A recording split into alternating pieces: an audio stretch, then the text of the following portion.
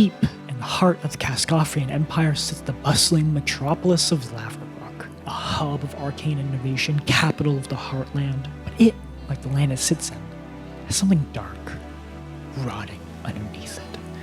But that's for me to know and my players to find out. Hello!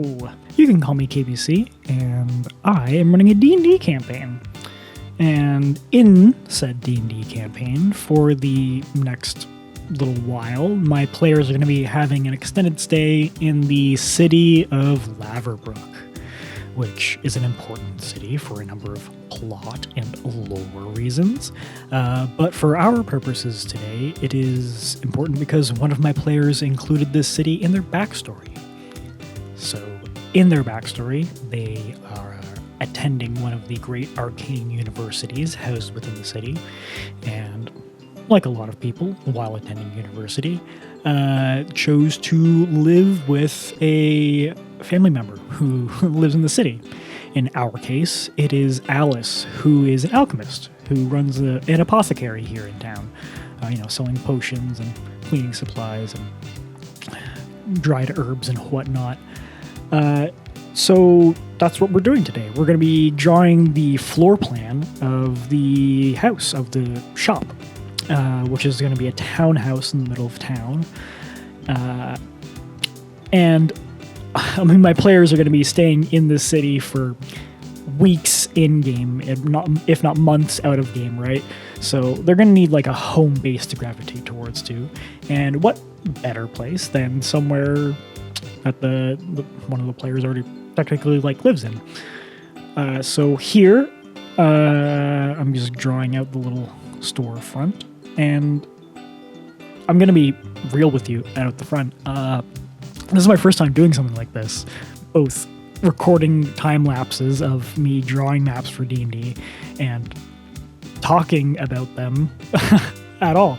So I don't know whether I should be going more into the lore behind what I'm designing here, or the utility that I envision behind what I'm designing here, or just the aesthetic choices I'm making when I'm drawing. I don't know which parts of this are interesting to people, or, what you want to hear the most about. So, if you have any feedback, let me know. But I'm just going to ramble on about, I guess, what I'm doing currently. So currently in the back here, we are building the big vat, this alchemical engine that takes up this whole back space of the building. So the building itself, I guess I should start with, is a sort of New England historical style, very vertical townhouse, where the square footage has a very small footprint, but you have these very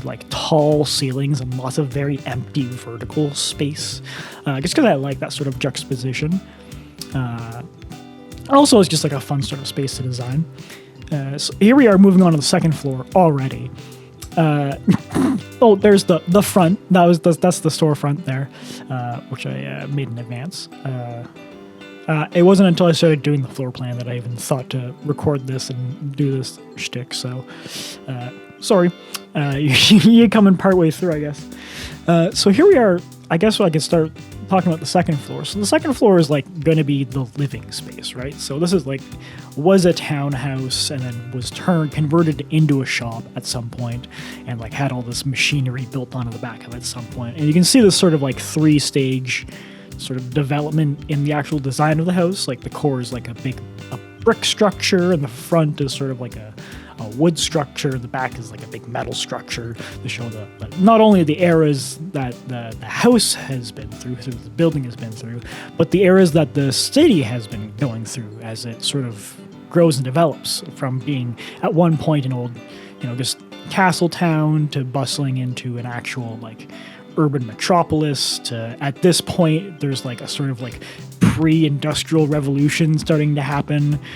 And that's what all this machinery and stuff is for. And so the back of the building, this whole back metal structure, I envision as just giant, empty, almost, not warehouse, factory-like setting where it's just big metal beams all the way up to the top, and there's glass everywhere. And all along the inside of the building, there's these like sort of like terraces with balconies that serve as the like workshops to do various alchemical business in. This is all fantasy. I'm just making up as I go. So here we have sort of like a maintenance area I envisioned for this big vat. And, there's all these like little devices and stuff on the table. Here I am just sort of like detailing. Here's where I envision the power comes in from the arcane transmission network. It is the sort of like primitive electricity grid that is being formed in the city out of magic and whatnot. And, got a little catwalk. I love a good catwalk. There's lots of catwalks in this build. I said build. Oh, gosh.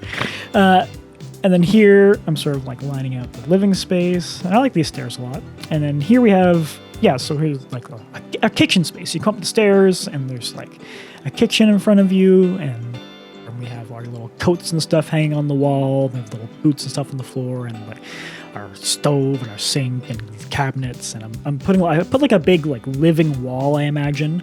This space here in the front has like a loft in front of it or on top of it. So this whole space is just a big vertical empty space. And so I just put like a dining thing here, and I envision this like big storage shelf that goes all the way up the wall.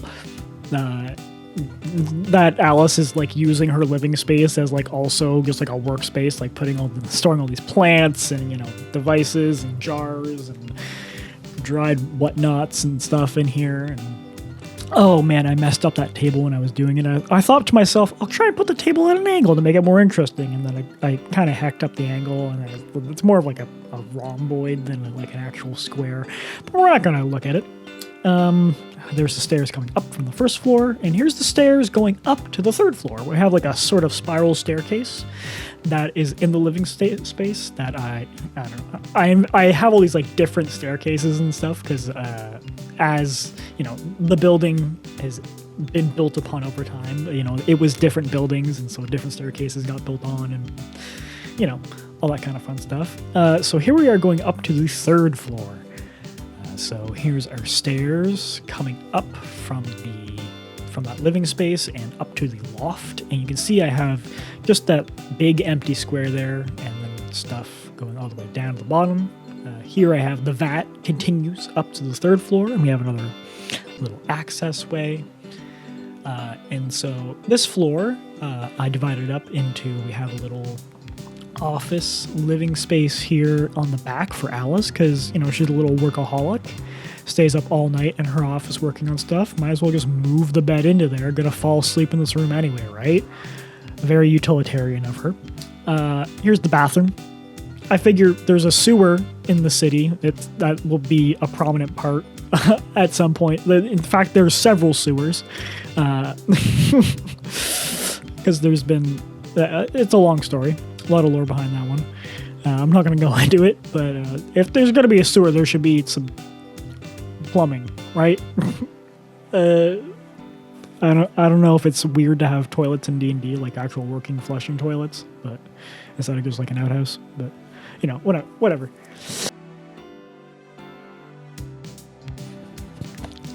So it's at this point I sort of realized that I'm just way too sloppy for these stupid straight lines. So our friend Magus of the Moon is going to keep us on the straight and narrow. I'm going to use him as a straight edge. I figure nobody's better for the job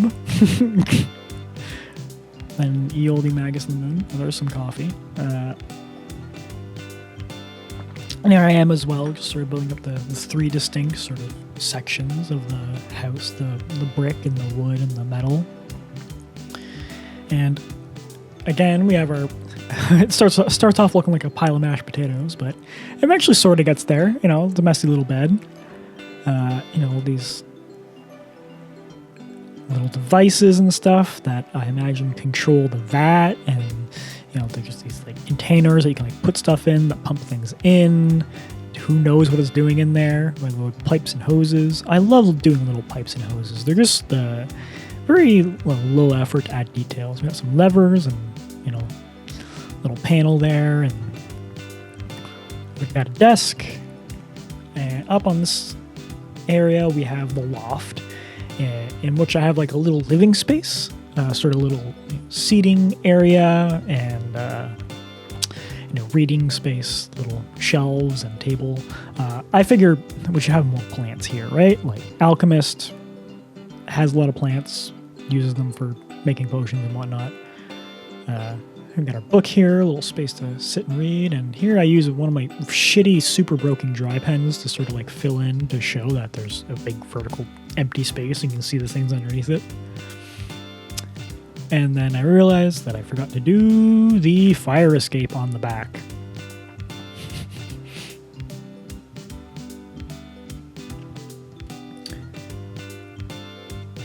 And this whole portion is off screen. Neat. Good job, mate. Oh, yep, finished the bathroom. Good. And here we are up to the 4th floor. So start by measuring out the space. And I'm using like a 3x3 grid, a 3x3 space of grid squares. Oh, here I am pouring myself some tea. It's to represent like one 5-foot square in game, for like actual mapping purposes. Amorg is doing this so I can at this scale so I can like understand the space and draw the detail, because if I draw it down at that small scale, I'm not going to be able to get any detail into it and really like understand the nuance and subtlety of the things that I want to put inside these spaces. So here we are. I've got like a big catwalk that goes over the back of the vat at the top of the building. And so the entire like back half of the top of the building, from like the brick portion all the way back to the metal portion, it's just a big greenhouse, I envision. So we've got all these, I'm gonna have those plants. These plants will be hanging over the back. These plants will be up in like a little like actual planter area. And here I am just having fun trying to doodle in some plants. At this point, I'm just sketching. I'm trying to give myself like any different random shapes so that when I actually get to inking it in and finalizing it, because I know I'm going to change it when I ink it, right? Because I'm going to have to come up with like ideas that fit the ink that might not necessarily fit the pencil. Here I realized that I drew the back portion of the building off completely. Magus the Moon comes back as our straight edge to get some lines in. So here's our door to the greenhouse. And then up here in this little tiny room at the very top of the building at the front, that has like a vaulted ceiling because there's the the roof comes up here and there's a little balcony. This is where all 4 of my players are going to be staying. And I'm going to give them somewhere free to stay. I'm going to stuff them in this cramped little room. It's going to be a lot of fun. I have a lot of funny moments planned around this, sort of. I mean, they can spread out and disseminate if they want, but I just think it would be funny to cramp all my players into this little teensy room, like give them this whole building with all this immense space, and they're like, hey, here you go. I'm making a little trap door here over the walkway so you can access what I envision to be like a big hatch on the top, and I'm continuing like a ring ladder that would go up the side of the vat all the way from floor to floor, filling in just like little plants and stuff. You can see I do end up following a lot of the little designs I made, but I changed some things here. These were originally flowers, but then they're just little plants. This little bit of grass I think turned out fun. This I turned into like a little shelf. I put some stuff up on the shelf, I think on the lower shelf, and then this I turned into like a little drawer that's being pulled out from the shelf. I don't really know how it works. Whatever. I think it's on like casters or something. And here I am detailing these little plants that I have hanging from the ceiling of the greenhouse. And putting in, of course, the fire escape goes all the way up the back of the building and goes up to this little access point. I figure that could be cool, the players have an easy access out to the back of the building. So here is the front of the building. I probably could have lined it up better in the shot there. And here's my like rough sketches of what I envision all the floors to be. You can see a lot of this has like a lot of the ideas I end up using, but the specifics are a bit different. Here's the back of the building. You can see the all the fire escape there that I planned out meticulously. I drew it. I had to draw the back of the building to get the fire escape in. And so here we have this is the shop front and the little counter here, and here's the beginning of our little area, and then we go up to the second floor. We have our living space, right, our table and stuff, and here's the first little office and that maintenance area. And then up here, we have the main office and operations center and this little living space. And then finally, up on this floor, the big greenhouse and the actual room that my players will be staying in. And this is just sort of the rough map that I'm going to use. Look at all this empty space still left in my notebook. I could draw so many more maps in here. What should I do next? So I wanna map out a lot more of the buildings that are gonna come up in the campaign, and I have a couple in vision for what I can do next. I'm gonna do some of the bars. My players love to go to inns, and then there's two specifically I envision the players are going to go to. There's one at the university district, that's sort of like the central hub that a lot of the students and mages go to. And then there's ones in the harbor district that has like a big fighting pit and an old dry dock. I think that'd be lots of fun. The players are definitely going to go to that because one of them has the tavern brawler feat, so he's going to use it. That's the short end of the story. So I don't know. I hope it was fun to watch me doodle this. I don't know if it was fun to listen to me talk about it, but I'll know when to find out. See ya, I guess. Thanks.